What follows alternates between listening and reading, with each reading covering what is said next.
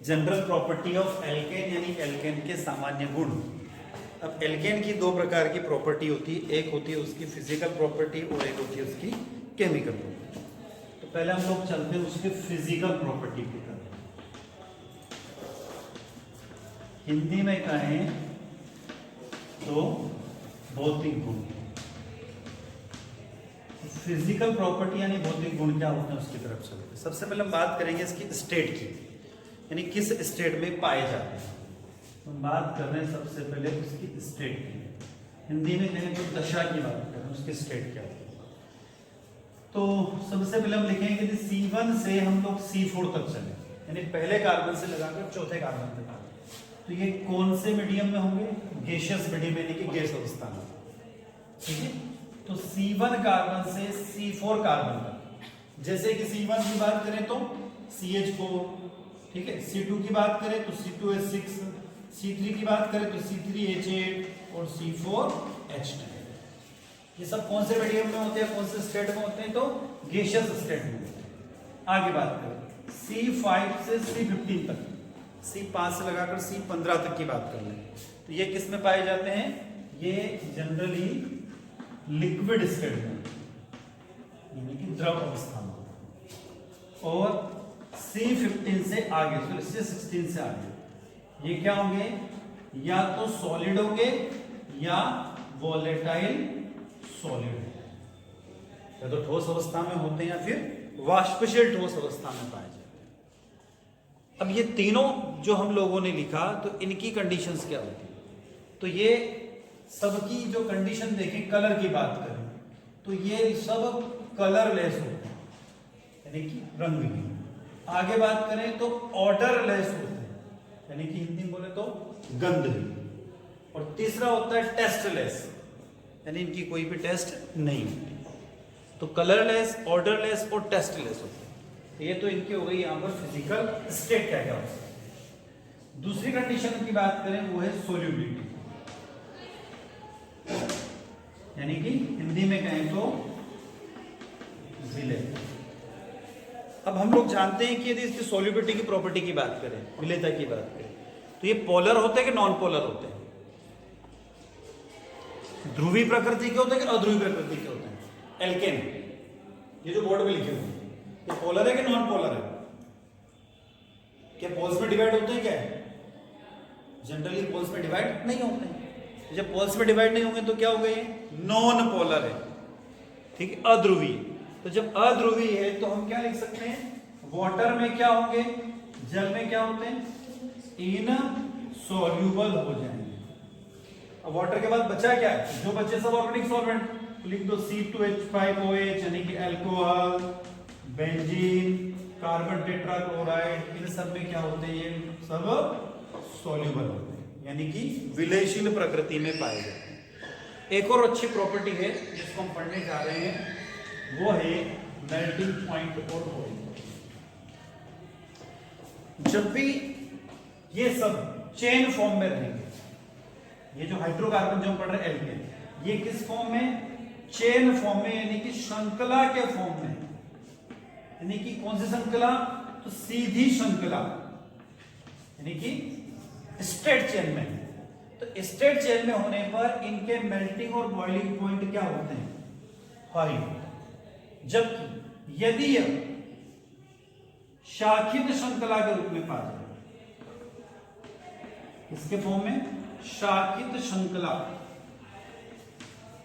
यानी कि branched chain के फॉर्म में आ जाए तो इनके मेल्टिंग और बॉइलिंग पॉइंट कम हो। ऐसा क्यों? हम कह रहे हैं कि यदि सीधी चेन है, जैसे मैंने लिखा CH3 CH2 CH2 CH3, ठीक। एक और लिख लेता हूं मैं इसमें CH2 CH3। इसको बोलता हूं क्या? N pentane, normal pentane. मैंने लिखा एक और CH3 CH CH3 CH2 CH3। एक और लिख देता हूं मैं, ये तो लिखा आइसो, एक और लिख देता हूं नियम 1 2 3 4।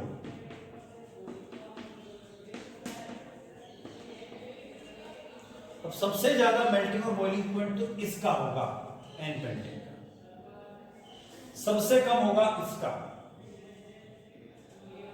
ठीक है, और सेंटर में होगा इसका। तो ऐसा क्यों? गलनांक और गलनांक जो है सबसे ज्यादा सीधी श्रृंखला वालों के होते और सबसे कम होते हैं शाखी श्रृंखला वालों। 11th में भी दे रखा है। क्यों होता है? तो उसका सीधा सा कारण है, सीधा सा कारण है कि इसका जो सरफेस एरिया है, पृष्ठीय क्षेत्रफल वो ज्यादा होता है और इसका सरफेस एरिया देखो कम। तो इसका पृष्ठीय क्षेत्रफल यानी कि सरफेस एरिया सीधी श्रृंखला होती है उनका ज्यादा होता है। तो ज्यादा हो जाने के कारण इनके मेल्टिंग और बॉइलिंग पॉइंट क्या हो जाते हैं? हाई होते हैं।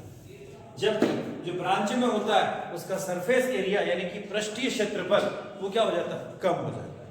तो जब पृष्ठीय क्षेत्रफल कम हो जाता है, सरफेस एरिया लेस हो जाने के कारण उनके मेल्टिंग और बॉइलिंग पॉइंट क्या हो जाएंगे? कम हो जाएंगे। ठीक है, तो ये कारण है मेल्टिंग और बॉइलिंग पॉइंट कम और ज्यादा होते हैं। तो हम लोगों ने यहाँ 3 प्रॉपर्टी पढ़ी, स्टेट, सॉल्युबिलिटी और मेल्टिंग और बॉइलिंग पॉइंट। अगली प्रॉपर्टी की तरफ चलते हैं, वो है हमारी अब केमिकल। नेक्स्ट है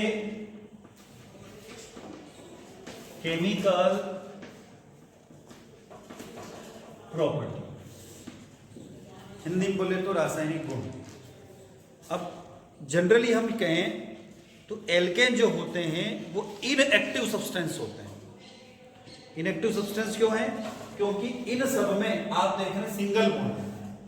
तो सिंगल बॉन्ड होने के कारण ये क्या होते हैं? संतृप्त यानी कि सैचुरेटेड कंडीशन में। और अपने आप में जब सैचुरेटेड कंडीशन में तो ये इजीली किसी से रिएक्शन नहीं करते, आसानी से अभिक्रिया शो नहीं करेंगे, पर आप कुछ स्पेशल कंडीशन हो जाने के कारण यह केमिकल रिएक्शंस को शो करने लग जाते हैं, रासायनिक अभिक्रियाओं को प्रदर्शित करते हैं।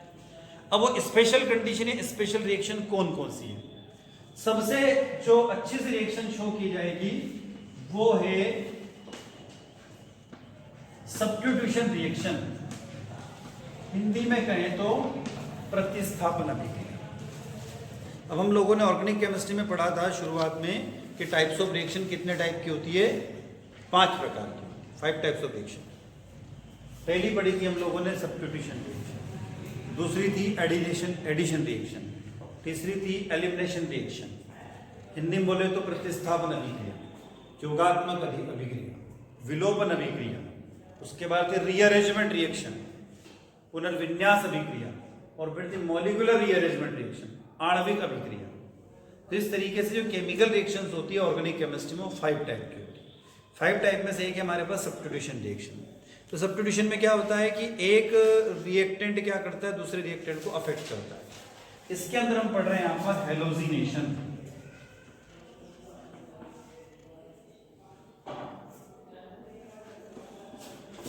हिंदी में कहें तो हेलोजनीकरण। अब हेलोजनीकरण क्या होता है? तो एक रिएक्शन लिख रहा हूं, देखो समझ में आ जाएगा। मैंने लिखा सपोज CH4, किसकी रिएक्शन करा रहा हूं? किसी halogen, in presence of sunlight. क्या हुआ? दिख रहा सब्स्टिट्यूशन रिएक्शन, CH3 बन गया और HCl, यानी कि क्लोरीन नाइट्रोजन को सब्स्टिट्यूट कर लिया। इस रिएक्शन को थोड़ा सा विस्तृत हम लोग देखें। हमने लिया CH2 in presence of sunlight, Cl2 reaction करी, माइनस निकला HCl, बन गया CH3Cl। फिर वापस Cl2 की रिएक्शन करी, वापस HCl निकला, फिर बन गया CH2Cl। फिर वापस रिएक्शन करी Cl2 की, फिर निकला HCl, फिर बन गया CHCl। फिर वापस रिएक्शन करी Cl2 की, फिर माइनस क्या हुआ HCl, फिर बन गया CCl। इस तरीके से पहला कंपाउंड का नाम क्या है? तो क्लोरोमेथेन या मेथिल क्लोराइड, दूसरे का ट्राइक्लोरोमेथेन, तीसरे का ट्राइक्लोरोमेथेन, फिर टेट्राक्लोरोमेथेन, इसको बोलते हैं कार्बन टेट्राक्लोराइड, इसको बोलते हैं क्या? तो इसमें बड़ी फेमस रिएक्शन क्या बड़ी? क्लोरोफॉर्म। क्या होता है इसको? क्लोरोफॉर्म। CaCl3 होता है। ये क्या है, CH2Cl2, ठीक है, क्या नाम है इसका, डाइक्लोरोमेथेन, इसका नाम यही रहता है। तो पहली रिएक्शन हमारी क्या होगी, सब्स्टिट्यूशन रिएक्शन। दूसरी रिएक्शन हम बात करते हैं कौन सी, नाइट्रेशन रिएक्शन है, नाइट्रीकरण रिएक्शन। नाइट्रेशन या नाइट्रीकरण में रिएक्शन होती है नाइट्रिक एसिड के साथ, और जब नाइट्रिक एसिड के साथ रिएक्शन होगी तो नाइट्रिक एसिड को हम इस फॉर्म में लिखेंगे, HONO। अब सपोज मैंने लिखा CH2 प्लस HONO, हम लोग चाहे तो पूरा HNO3 लिख सकते हैं।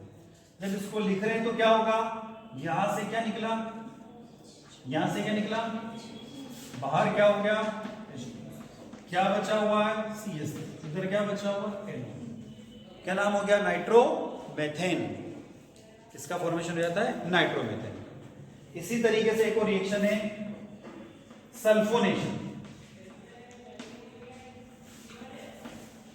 सल्फोनेशन में क्या होगा, सल्फोनेशन में रिएक्शन किसकी होती है, सल्फ्यूरिक एसिड से। ध्यान रखना, नाइट्रेशन में रिएक्शन नाइट्रिक एसिड की होगी और कैटलिस्ट होगा सल्फ्यूरिक एसिड।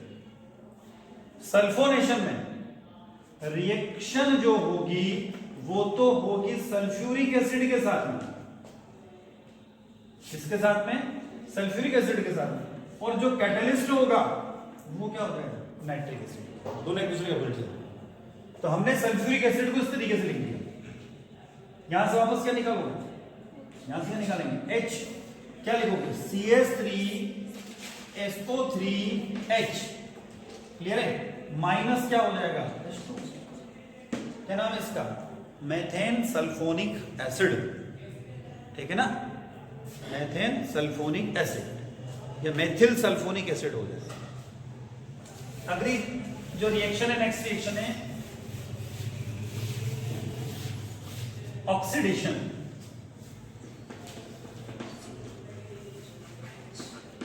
अब ऑक्सीकरण में क्या होगा, देखो हम लोग जानते हैं ऑक्सीडेशन पढ़ा है, रिडक्शन पढ़ा है, रेडॉक्स पढ़ा है। ऑक्सीडेशन में क्या होगा, ऑक्सीजन एटम, जैसे ऑक्सीजन देखे ना, ऑक्सीडेशन 5 तरीके से होती है, 5 टाइप्स ऑफ ऑक्सीडेशन रिएक्शन 5 तरीके से होती है। Addition of oxygen, removal of hydrogen, पहला तो एडिशन ऑफ ऑक्सीजन, दूसरा रिमूवल ऑफ हाइड्रोजन, तीसरा addition of electronegative part, removal of electropositive part, और लास्ट होती है इंक्रीज इन ऑक्सीडेशन नंबर। 5 में से कोई सा भी तरीका होगा तो क्या कहलाएगी, ऑक्सीडेशन। अब यदि हम पढ़े यहां पर ऑक्सीडेशन, तुमने लिखा CH4 प्लस O2, हम लोग जानते हैं मेथेन एक गैस है जो कि क्या कंडीशन है, फ्लेमेबल कंडीशन में होती है, जलती है।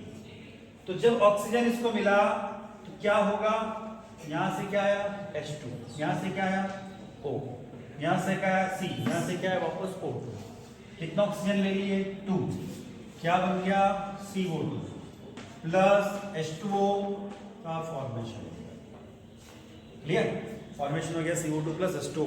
यानी कि जब ये चलेगी तो इसको बोलते हैं, इसकी एक लाइन आती है हिंदी में आती है ज्योतिहीन ज्वाला, और इंग्लिश में आती है नॉन फ्लेमेबल। जलेगी तो है पर फ्लेम नहीं देती, और जब फ्लेम नहीं देगी कोई भी चीज, जलेगी और फ्लेम नहीं देगी, मतलब क्या हो जाएगी, एक्सप्लोजिव हो जाएगी। तो कोई भी सब्सटेंस जलता है और फ्लेम नहीं देता है तो क्या हो जाएगा, एक्सप्लोजिव कंडीशन में चला जाएगा। तो एक ऑक्सीडेशन तो हमने ये पढ़ लिया, ठीक है, ये था माइल्ड ऑक्सीडाइजिंग एजेंट यानी वीक ऑक्सीडेशन के साथ। यदि इसी रिएक्शन को हम लोग स्ट्रॉन्ग ऑक्सीडाइजिंग एजेंट में ले जाए, अब स्ट्रॉन्ग ऑक्सीडाइजिंग एजेंट क्या, उसकी तरफ चलते हैं। जैसे मैंने लिखा CH2, ठीक, अब मैं कर रहा हूं रिएक्शन नेसेंट ऑक्सीजन के साथ। नेसेंट ऑक्सीजन क्या होती है, जानते हो क्या, एटॉमिक फॉर्म तो है, उसी को बोलते हैं। पर नेसेंट ऑक्सीजन का मतलब है जो फ्रेशली प्रिपेयर्ड की गई, तुरंत बनाई गई। एटॉमिक फॉर्म तो है ही, तो जिसको तुरंत बनाया जाता है, फ्रेशली प्रिपेयर्ड ऑक्सीजन जो होती है ना, जिस फॉर्म में, एटॉमिक फॉर्म में। अब यहां पर क्या हुआ, ये क्या है? स्ट्रॉन्ग ऑक्सीडाइजिंग एजेंट है, KBnO4 पोटेशियम पर मैग्नेट किस में कन्वर्ट हो गया? CH3। दोनों ऑक्सीडेशन है, दोनों में अंतर है, ठीक है। तो पहले में तो उसका बर्निंग हुआ और दूसरे में कन्वर्ट हो गया एल्कोहल के अंदर। क्लियर? तो दो तरीके से ऑक्सीडेशन होती है। इस ऑक्सीडेशन को हम लोग बोलते हैं कैटालिटिक ऑक्सीडेशन। कैटालिटिक ऑक्सीडेशन जब भी होगी तो वो किस में कन्वर्ट होता है? किसी प्रोडक्ट में कन्वर्ट होता है और उसमें ऑक्सीजन ऐड हो जाती है। एक लाइन में कहें तो कोई बाय प्रोडक्ट नहीं निकलता। अब यहाँ पे यदि हम कहें कि CO2 हमारा मेन प्रोडक्ट है तो वाटर क्या हो गया? बाय प्रोडक्ट है। वाटर हमारा मेन प्रोडक्ट है तो CO2 क्या हो गया? By product. मतलब दोनों प्रोडक्ट में से बाय प्रोडक्ट हो गया और यहाँ पर तो एक ही बना तो मेन प्रोडक्ट बनता है। इस रिएक्शन को एक और तरीके से देख सकते हैं हम लोग, सेम टू सेम है, अंतर कुछ नहीं है। यहाँ पर सिर्फ कैटलिस्ट मैंने ले लिया कॉपर। कब? 200 डिग्री सेंटीग्रेड और 100 एटमॉस्फेरिक प्रेशर पर reaction, product same to same हो जाता है, ठीक। तो ऑक्सीडेशन दो तरीके का हो जाता है, कैटालिटिक ऑक्सीडेशन और बर्निंग ऑक्सीडेशन। एक और आप लोगों ने वर्ड सुना होगा, पायरोलिसिस। सुना है क्या? सुना। क्या होता है पायरोलिसिस? हिंदी में बोले तो भंजन, क्रैकिंग। क्रैकिंग भी बोलते हैं इसके लिए। एक और वर्ड है हिंदी में बोलते हैं भंजन, क्रैकिंग। नाम से कुछ समझ में आया होगा, पायरोलिसिस, क्रैकिंग। इसमें क्या होता है कि थर्मल डिकम्पोजिशन ऑफ एल्केन, यानी एल्केन का तापीय अपघटन होता है, ऊष्मीय अपघटन होता है। जब थर्मल डिकम्पोजिशन होता है तो हायर एल्केन लोअर एल्केन में कन्वर्ट हो जाता है। इसको कहा जाता है क्रैकिंग और पायरोलिसिस। ये रिएक्शन कब होती है? तो 500 डिग्री सेंटीग्रेड से ऊपर, 500 डिग्री सेंटीग्रेड से ऊपर की तरफ रिएक्शन होगी। क्लियर है? तो इसको क्या बोलते हैं हम लोग? पायरोलिसिस के। रिएक्शन देख लेते हैं। हमने लिखा C8H18, नाम है इसका N-ऑक्टेन। अब इसका हमने क्या कर दिया? पायरोलिसिस कर दिया। कब करा reaction? More than 500 degree centigrade. जब 500 डिग्री सेंटीग्रेड के ऊपर रिएक्शन होगी क्या बना? एक तो बन गया C4H10 और एक बन गया C4H8। जैसे बहुत सारे प्रोडक्ट बन जाएंगे, जरूरी नहीं है, बहुत सारे प्रोडक्ट आप बना सकते हो। इस रिएक्शन को हम क्या बोलते हैं? क्रैकिंग या फिर पायरोलिसिस इसको कह सकते हैं। तो ये तो हमारी कुछ केमिकल रिएक्शंस हमने देखी। इसमें एक और अच्छा सा टॉपिक है, उसका नाम है कन्फर्मेशन इन एल्केन। हिंदी में बोले तो एल्केनों में स्वरूपण। उसको हम अगले लेक्चर में इसको पढ़ते हैं और जैसे इसको पढ़ेंगे हमारा एल्केन जो चैप्टर है वो फिनिश हो जाएगा। ठीक है।